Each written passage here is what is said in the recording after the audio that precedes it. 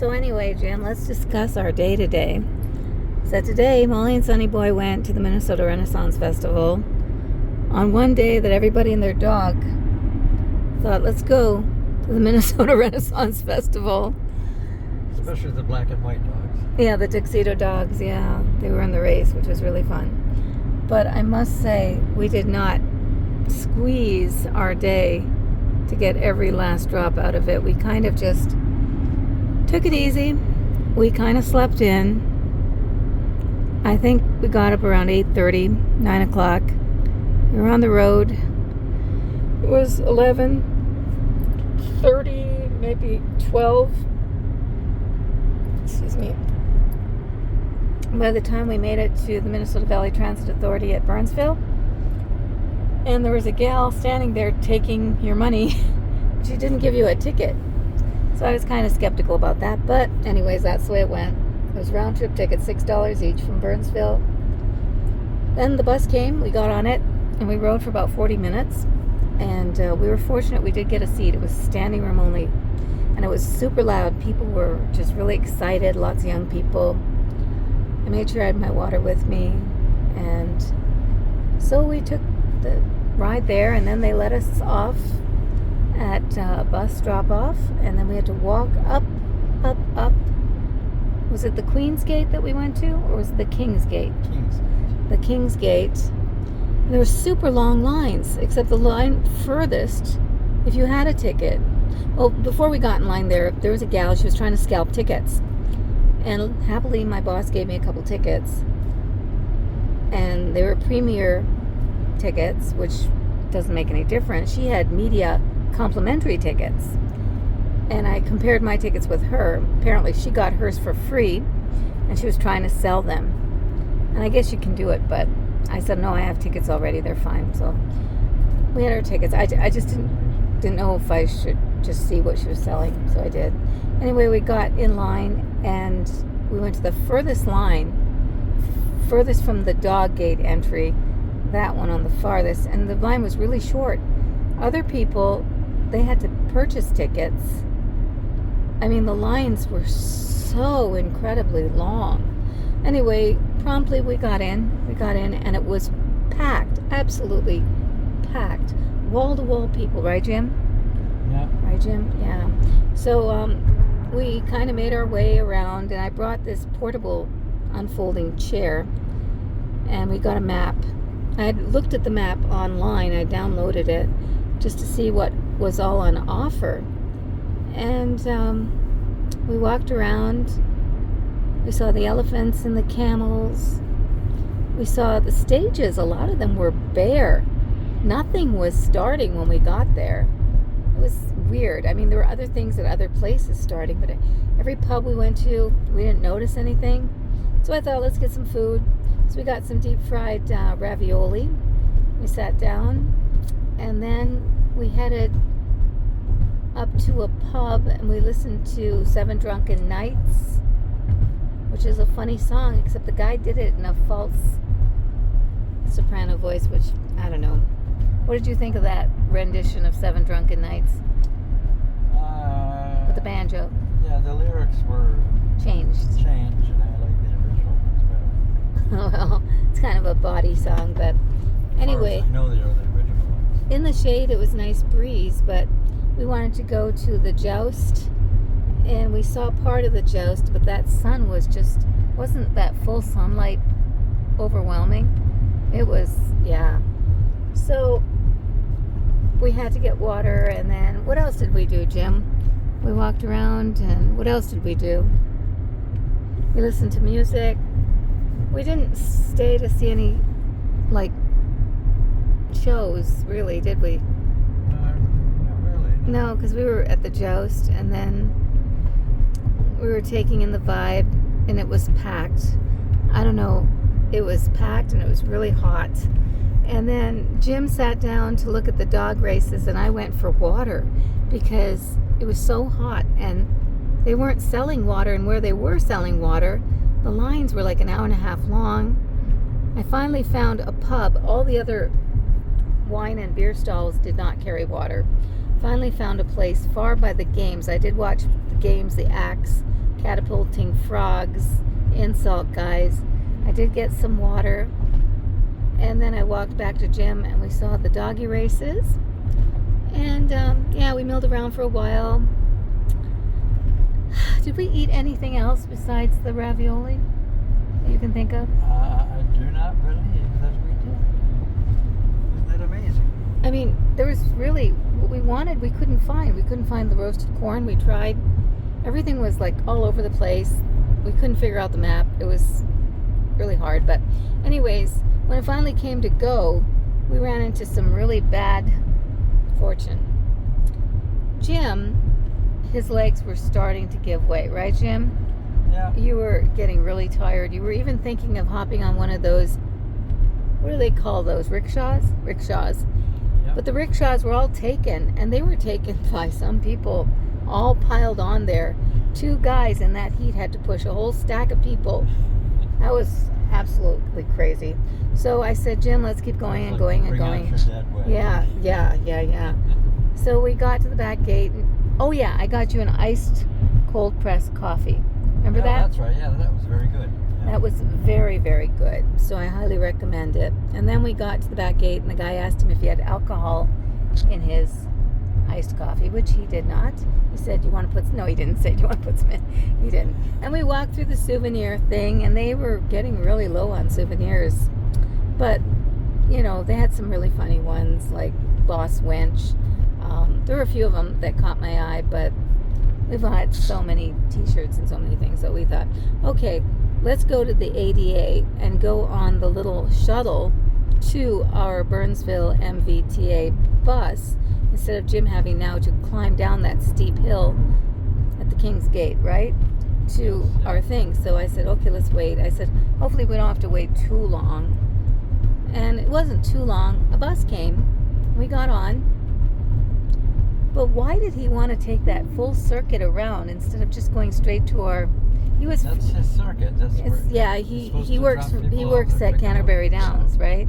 Okay, whatever. In 1 mile, so bear left onto 320th Street. The adventure only began. We got on that, and suddenly, train's coming. A train was coming, and the train was blocking the exit to 169. The train was blocking anybody going out or coming in. He said this happened twice before during the Renaissance Festival. First time it was a 10-minute blockage. Second time it was a 30-minute blockage. For us, it was almost an hour blockage. We sat there. Part of it wasn't because of the train. It was all the people coming and going, right? Cutting in front of us. There was a freelancing traffic director who was messing a guy jumped up. out and was letting everybody get ahead of us. And we just sat there and we sat there and sat there and sat there. So the driver called security to come get the guy. Right. Not supposed to be directed. Yeah. And he said, let me go. I've let so many people in front of us already. Anyways, whatever. So, yeah, we were sitting there and we were able to engage with the driver. Everyone else got off the bus. I mean, they were like, they're not going to sit there. Yeah, but I mean, they weren't actually very disabled because they weren't disabled. They just got off. But they too, anybody and everybody could not leave the grounds because the train was changing tracks, right? And you couldn't get in or out. Right. And so we just sat there and had a powwow with the driver, talking about a gal who used to walk on the road and got run down and killed by a snowplow. And he told us that the snowplow guys for the past couple of years have been raking in the bucks because they get a monthly fee and they don't have to spend any gas or anything because they're not using any resources because there's no snow to plow. So that's interesting. If they do have big snowfalls, then they have to invest and they don't make as much money as they did the past couple of years. We're talking about snow. We talked about U.S. Stadium and Vikings football.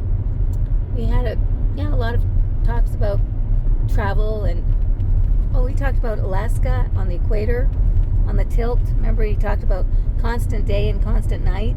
He said now the nights are getting shorter. No, the days are getting shorter. This next coming week at the Renaissance Festival, well, some will have been set before it even closes. It'll set sooner. And But finally, we were able to motivate and get to our bus. But Amy, a little cuckoo, eager to get to the bus, ran ahead, went to the wrong bus stop.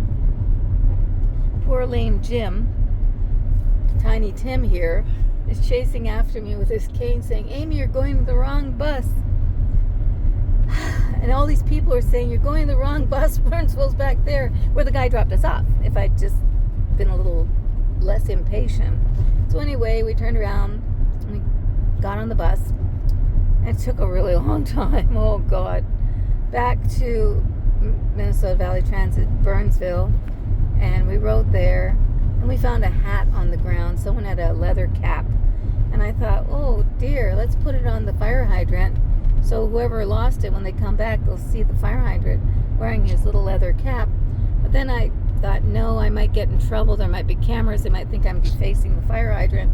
So then I took it off the fire hydrant and put it down near there. So I figured if they see it, that's where their hat is on their way out. Then we got in our car, and we were thinking of going to eat somewhere. But we thought, let's charge the Tesla in Burnsville. Or was it Egan or Bloomington? Where did we go? Burnsville. And just, I mean, we could have gotten home on the charge. It would have 35% left. But we just needed a break. We needed to cool down. We needed something to drink, something to eat, go to the bathroom. Because we were not going to use those bathrooms, those porta potties.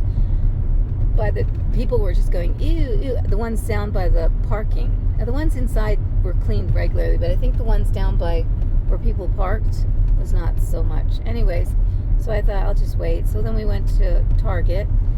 And believe it or not, when we pulled into the Tesla superchargers, it started pouring rain in the bright sun. Didn't it, Jim? Yep. Didn't it come down? It was pouring rain in the bright sun. Well, we do have a South Point Federal Credit Union umbrella in our back. So that was nice. Anyways, so then we got to the Walmart. I keep saying Walmart. I mean Target store.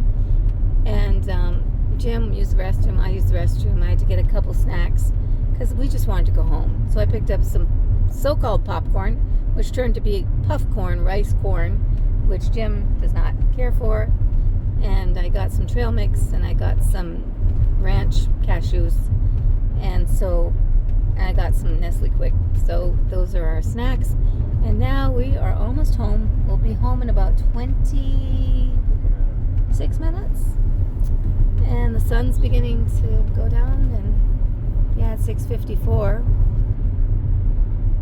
So, honey, it turned out a little different than you expected, didn't it?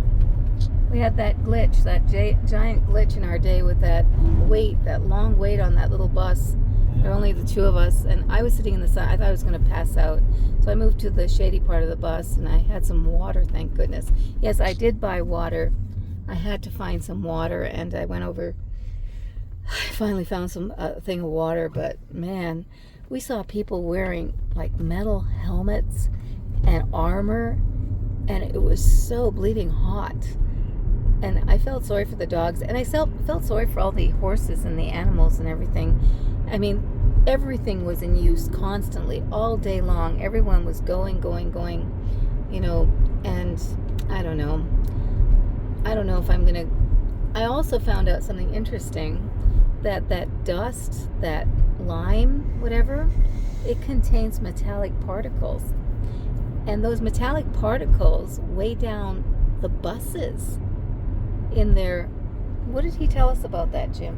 They clog up the filters. They clog up the filters, so the buses don't go. So that the pneumatic kneeling bus can't kneel because the pneumatic tubes are blocked with